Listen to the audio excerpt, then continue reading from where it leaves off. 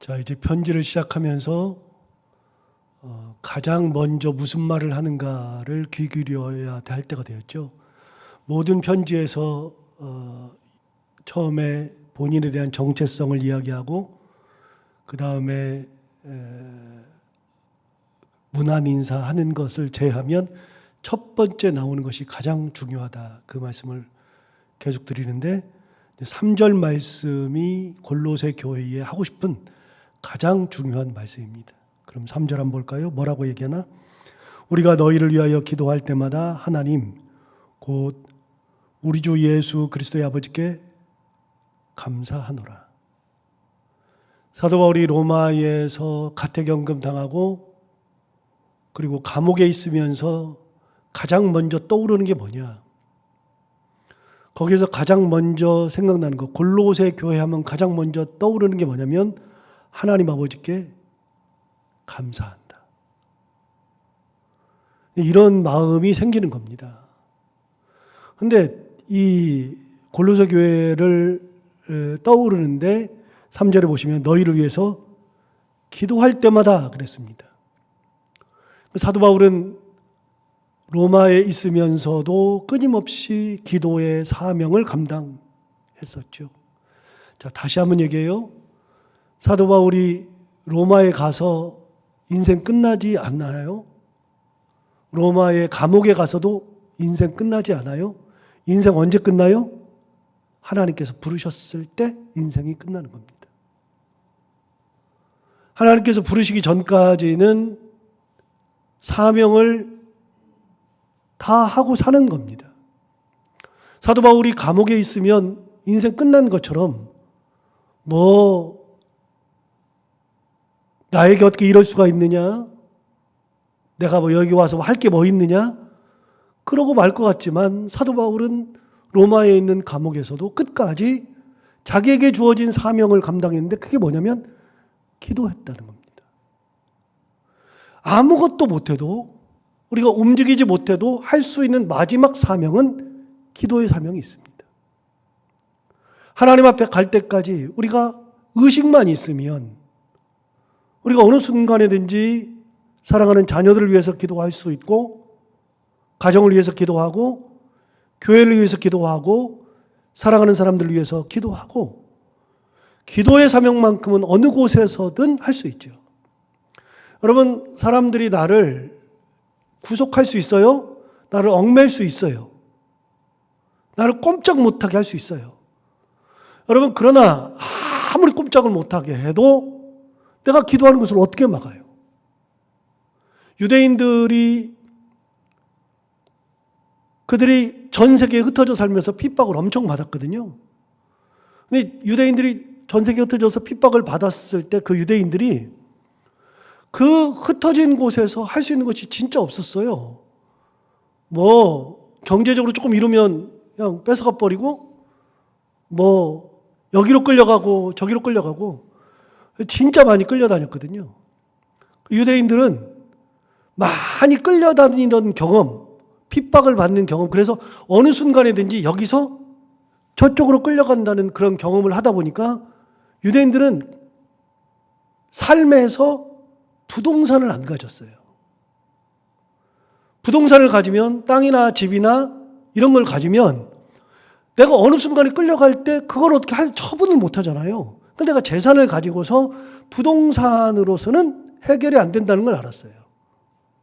그래서 유대인들은 뭐래요? 갈 때 얼마든지 들고 갈 수 있는 것들을 모으기 시작했어요. 그게 뭐예요? 금붙이.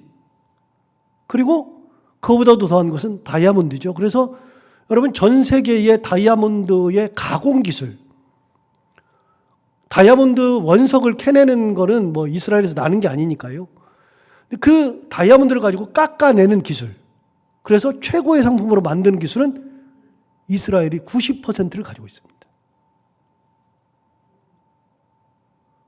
그래서 이스라엘 사람들은요, 다이아몬드에 집착하기 시작했습니다. 또 이스라엘 사람들은요, 은행이라는 것을 만든 사람들이 유태인입니다. 언제든지 내가 내 돈을 어딘가에다가 집어넣었다가 언제든지 빼갈 수 있는 은행을 만든 것도 유태인이죠. 그런데 유태인들이 그거보다도 더 귀하게 생각한 건 뭐냐면 어느 순간에든지 내가 끌려가든 내가 어느 곳에 있든 어느 순간에든지 내 지식은 못 가져간다고 생각한 거예요.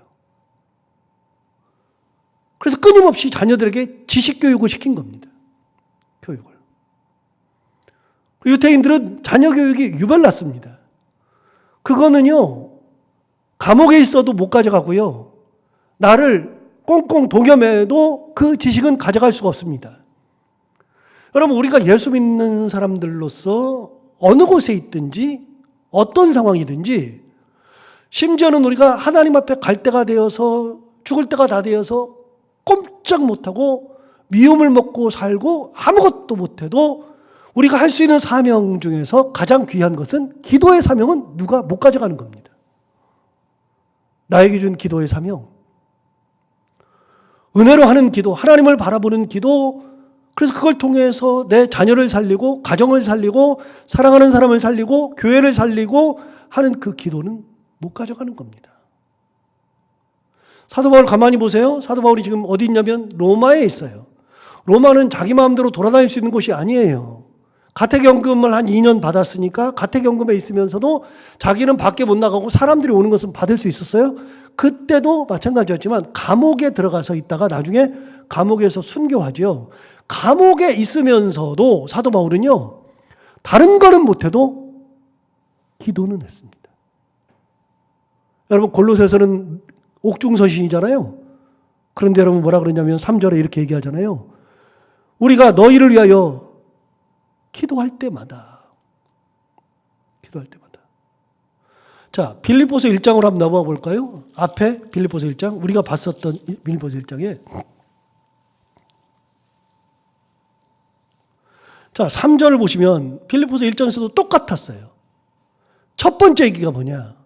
빌립보 교회를 위해 향해서 사도 바울이 하고 싶은 첫 번째 얘기가 뭐냐? 3절, 4절에 나옵니다. 여러분 3절, 4절을 보시면 이렇게 얘기했어요. 내가 너희를 생각할 때마다 나의 하나님께 감사한다. 여러분 감사할 수 있잖아요. 누가 가져가는 거 아니잖아요. 뺏어가지 못하잖아요. 그러니까 빌립보 성도들을 생각할 때는 감사가 떠올랐는데 4절 보시면 이렇게 얘기했어요. 간구할 때마다 너희 무리를 위하여 기쁨으로 항상 간구한다. 여러분 간구는 기도죠. 역시 똑같이 로마의 감옥에서도 기도의 사명을 감당했습니다. 그런데 기도할 때마다 기쁨으로 간구했습니다. 그런데 이유가 뭐냐? 도대체 왜 빌립보 성도들을 위해서는 생각할 때마다 감사하고 간구할 때마다 기쁨으로 간구하느냐? 이유가 5절에 나온다 그랬잖아요. 1장 5절에, 빌립보서 1장 5절에 너희가 첫날부터 이제까지 복음을 위한 일에 참여하고 있기 때문이라. 그러니까 빌립보 성도들을 생각하면요, 항상 뭐가 생각나냐면 그 시작부터 지금까지도 복음을 위한 일에 참여하고 있는 거예요. 다시요. 여러분 빌립보 성도들이 언제 사도 바울과 같이 복음을 전하러 다닌 적이 있어요? 사도 바울이 가는 곳에 빌립보 성도들이 함께 따라다닌 적 없잖아요. 그런데 무슨 복음을 전하는 일에 참여하고 있어요? 참여하고 있죠. 어떻게? 두 가지로 참여한다고 그랬잖아요. 기본적으로. 하나는 복음을 전하고 있는 사도 바울을 위해서 기도하는 기도 사역을 감당해 주는 거. 두 번째는 복음 사역을 감당하는 사도 바울을 위해서 물질로 헌금을 해서 모아가지고 사도 바울에게 보내서 물질로 그의 사역을 도와주는 거. 이게 첫날부터 지금까지 복음을 위한 일에 함께 참여한 거죠. 그래서 뭐라고 했느냐? 내가 매여 있는 거, 복음을 변명하는 거, 확증함에 너희가 나와 함께 은혜를 나눈 자다. 이게 빌립보 교회잖아요. 빌립보 교회는 매임당한 적이 없어요. 그러나 그 성도들은 매임당한 적이 없으나 사도 바울과 함께 했죠. 그래서 사도 바울이 그들을 생각하면 감사하고 간구하려고 하면은 기쁨으로 간구하는 겁니다. 똑같아요. 여러분 골로새서 1장 오늘 본문도 똑같습니다. 1장 3절을 보시면 다시 한번 보십시오. 이렇게 얘기했습니다. 우리가 너희를 위하여 기도할 때마다 하나님 곧 우리 주 예수 그리스도의 아버지께 감사한다. 사도 바울은 골로새 교회를 생각해서 기도할 때마다 감사가 막 터져 나온 겁니다. 도대체 골로새 교회가 어떻게 했는데 감사가 터져 나올까요? 뭘 했는데? 자, 4절 보십시오. 골로새 교회의 그 교회의 성도들의 크리스찬으로서의 삶을 얘기해 주는 겁니다. 이는 그리스도 예수 안에 너희의 믿음과 모든 성도의 사람을 들었습니다. 사도 바울이 감옥에 있으면서 뭘 들었느냐? 골로새 성도들의 예수 그리스도 안에서의 믿음, 그리고 성도에 대한 사랑을 들었다는 겁니다. 이 두 가지를 들은 겁니다. 누가 가르쳐 줬어요? 누가요? 그저께 얘기했는데 누가요? 7절에 나오는 사람이. 7절에 나온 사람. 7절을 보시면 이와 같이 우리와 함께 종된 사랑하는 에바브라에게 너희가 배웠나니 그는 너희를 위한 그리스도의 신실한 일꾼이요 성령 안에서 너희의 사랑을 우리에게 알린 자다. 에바브라가 골로새 교회 성도들을 가르치고 잘 가르쳤어요. 잘 양육했어요. 신실한 일꾼이에요. 그런데 너희의 그 사랑을 우리에게 알려준 사람이다. 그 에바브라가 사도 바울을 돌봐주기 위해서 골로새 교회가 파송한 인물이 에바브라죠.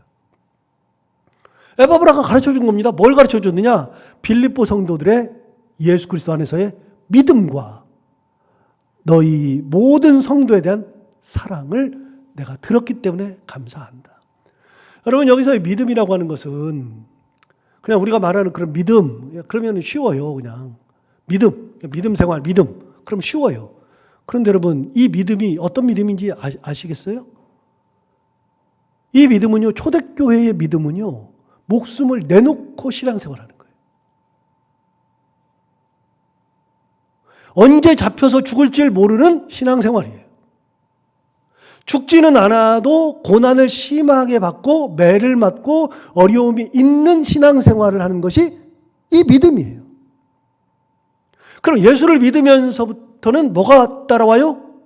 고난이 따라오고, 예수를 믿으면서부터는 핍박이 있고 채찍질 받고, 그리고 심지어는 죽음까지 이르는 것이 믿음이에요. 그러면 던져버릴 만 하잖아요. 아이고, 무슨 믿음이야. 내가 지금까지도 잘 살았는데 무슨 믿음이야. 그럴 수 있는데 이 골로새 교회 성도들은요, 그런 어려움 속에서도 그리스도 예수 안에서 믿음 생활을 하더라. 여러분, 그러니까 믿음 생활이라고 하는 것은 여기 답을 줬어요. 4절을 다시 봐요.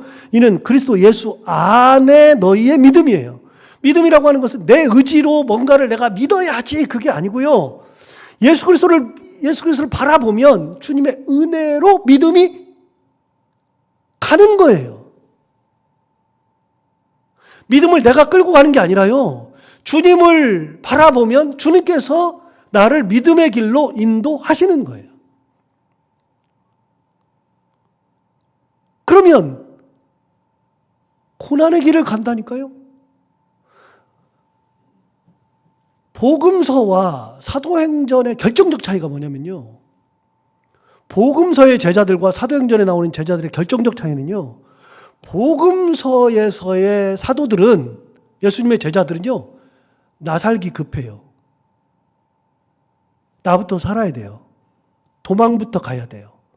예수님이 잡히는 날 밤도 도망갔고, 베드로도 멀찌감치 따라다니다가 3번씩이나 부인했고, 십자가 밑에도 다 나아갔던 제자는 딱 한 명밖에 없어요. 사도 요한밖에 없어요.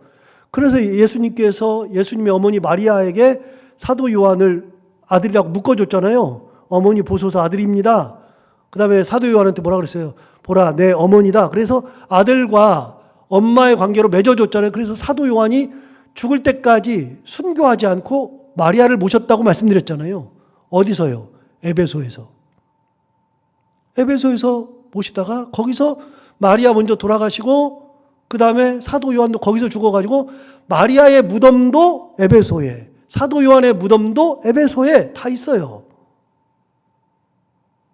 그러니까 예수님의 십자가 밑에 따라가는 제자는 딱 한 명밖에 없어요. 다들 도망가고 나살기 바빠요. 그런데 사도행전에 나오는 제자는요, 사도행전 2장을 기점으로 해서 확 바뀝니다. 2장에 뭐가 나와요? 성령 받는 사건이 나오죠. 성령을 받고 나니까 그 다음부터는 목숨을 내거는 거예요. 목숨을. 예수를 전하지 말아라 그랬더니 하나님의 말씀을 듣는 것이 옳으냐 너희 말을 듣는 것이 옳으냐 대들기 시작한다니까요. 감옥에 막 갇힌다니까요. 기점이 뭡니까? 성령 받는 것이 기점입니다.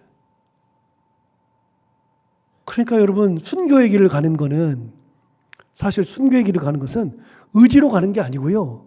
은혜로 가는 길이 순교의 길입니다. 신앙생활을 잘하는 길도 믿음생활 잘하는 길도 의지로 하는 신앙생활이 아니라 은혜로 하는 신앙생활이어야 신앙생활을 잘하는 겁니다. 내가 아무리 하려고도 안 돼요. 그런데 골로새 교회가 이런 믿음을 가지고 있는 겁니다. 핍박이 있는데, 고난이 있는데, 채찍질이 있는데, 불이익이 있는데, 심지어는 희생도 해야 되는데 그런 가운데서도 믿음 생활 잘하는 거 보니까 사도 바울이 로마에서 그 소식을 에바브라한테 딱 듣는데 너무 감사한 거예요. 기도할 때 감사하는 거예요. 자, 여기서 잠깐 요한 3서 2절을 한번 가볼까요? 제가 가진 성경으로 396페이지.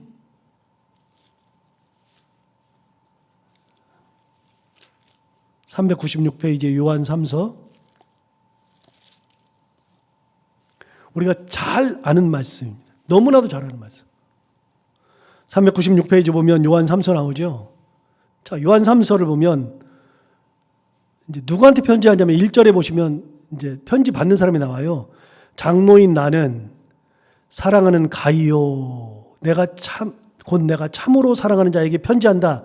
누가 이제 편지 받아요? 가이오가 받는 겁니다. 가이오가 이제 수신인이고요. 그 다음에 뭐라고 하냐면 우리가 잘 아는 말씀. 사랑하는 자여 내 영혼이 잘된 같이 내가 범사에 잘되고 강건하기를 내가 간구하노라. 이거 다 알죠. 이거 모르시는 분은 없을 겁니다. 그런데 이게 문제가 아니고요. 그 다음 절이 중요합니다. 그 다음 절에 뭐라 그러냐면 이렇게 얘기했어요. 형제들이 와서, 자, 누군가가 나한테 알려주는 겁니다. 형제들이 와서 내게 있는 진리를 증언해 주더라. 네가 어떻게 사는지 증언해 주더라. 그러니까 당대의 사도들은요, 이런 얘기를 많이 들은 겁니다. 누군가가 얘기를 하면 그 얘기를 듣고 편지를 해주는 겁니다. 자, 다시요. 3절. 형제들이 와서 내게 있는 진리를 증언하되 네가 진리 안에서 행한다 하니 내가 심히 기뻐하노라. 이 장모인 요한은 가이오가 진리 안에서 사는 것이 기쁨이 되는 겁니다. 그러면서 4절에 얘기합니다. 이렇게 얘기했습니다. 내가 내 자녀들이 진리 안에서 행한다함을 듣는 것보다 더 기쁜 일이 없도다.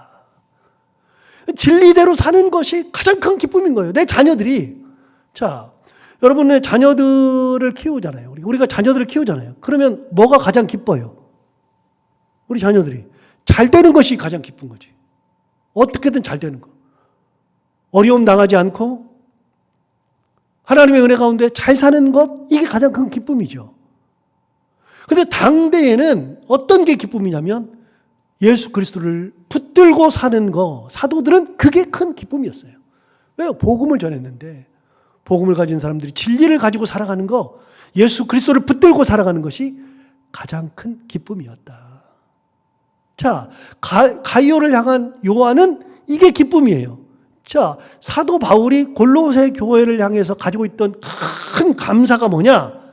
그들이 그리스도 예수 안에서 믿음 생활하고 성도에 대한 사랑을 함께 나누는 거, 이게 큰 기쁨이 됐다. 5절 계속해서 볼까요? 골로새서 1장 5절. 너희를 위하여 하늘에 쌓아둔 소망으로 말미암음이다. 자, 참 재밌는 말을 했어요. 너희를 위하여 하늘에 쌓아둔 소망으로 말미암다. 여러분, 하늘에 쌓아뒀대요. 뭘 쌓아뒀어요? 믿음과 형제에 대한 사랑을 쌓아뒀다. 그러면 차곡차곡 뭔가가 지금 쌓이는 겁니다. 천국에 지금 쌓여 있는 겁니다. 그럼 그 쌓여 있는 게 뭐냐? 그럼 우리가 천국 갔을 때 하나님께서 쌓인 거를 우리에게 말씀하시는 겁니다.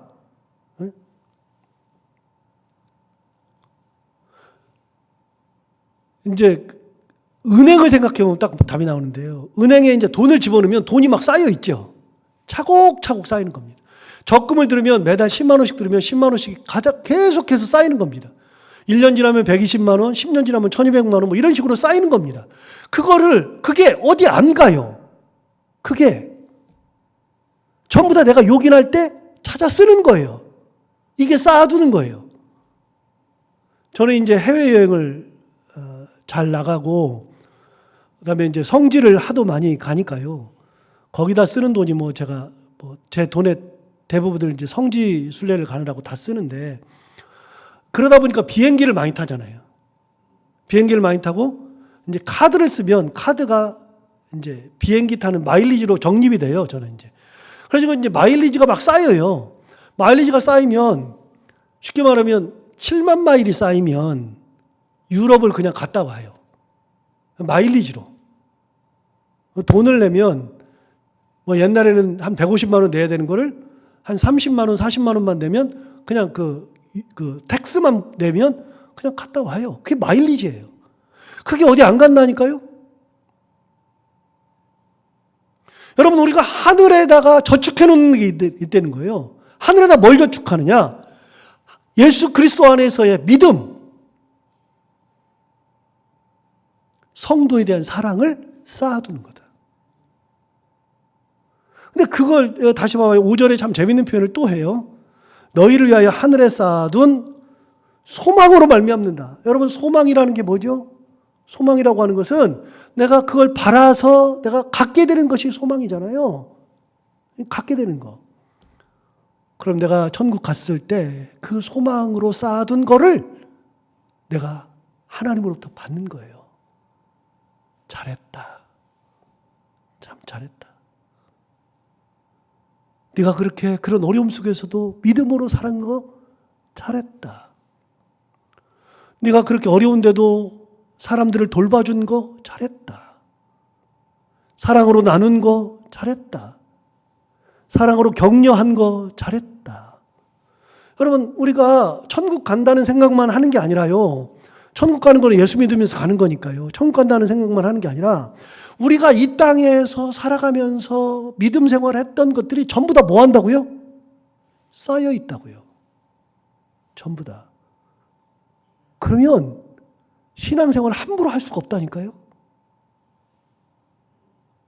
우리가 하나님 앞에 바친 것들이 있어요. 헌신했던 것들.